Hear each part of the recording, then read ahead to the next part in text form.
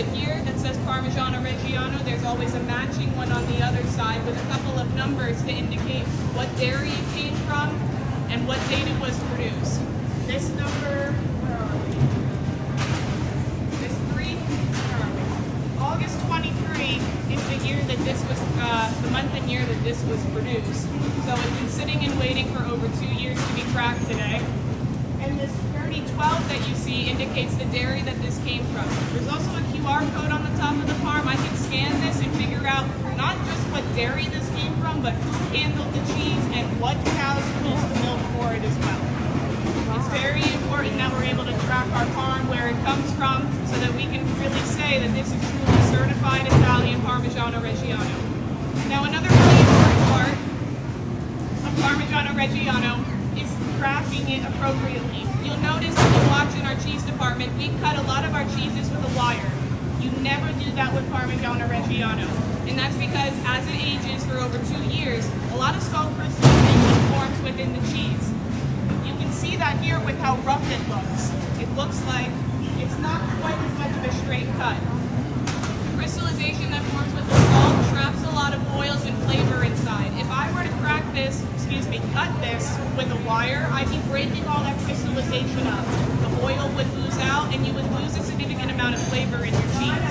I use instead authentic Italian tools to quite literally crack the wheel in half. Oh, wow.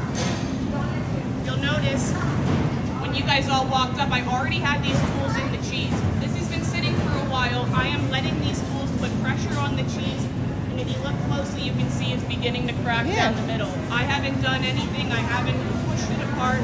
This is the cheese naturally breaking along the crystallization. Again, that's how you make sure that your Parmesan keeps that really high quality flavor. So if everybody's ready, I'll give this a twist. We'll open up this half and I'll show you guys the quarter. Here we go.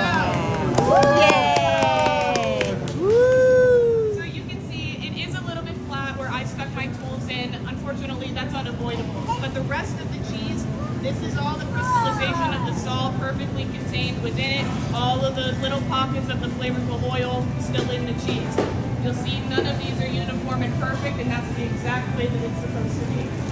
So I have some samples here for you guys. This is fresh from the wheel just yesterday when I cracked it. We got some samples. And I also have some 30-month prosciutto, which is a really great pairing. It's not as salty as a lot of the other prosciuttos that we have in our stores, which makes it a good pairing for such a salty cheese. So I'll welcome you guys to come up. You're welcome to stick around. I'm going to continue to practice. It'll probably take me about an hour to break it down into all the different pieces that you see here. Between these pieces, the rinds, which are great for making soups and stocks and sauces, and our bites, which are great for snacking. Thank you guys for sticking around.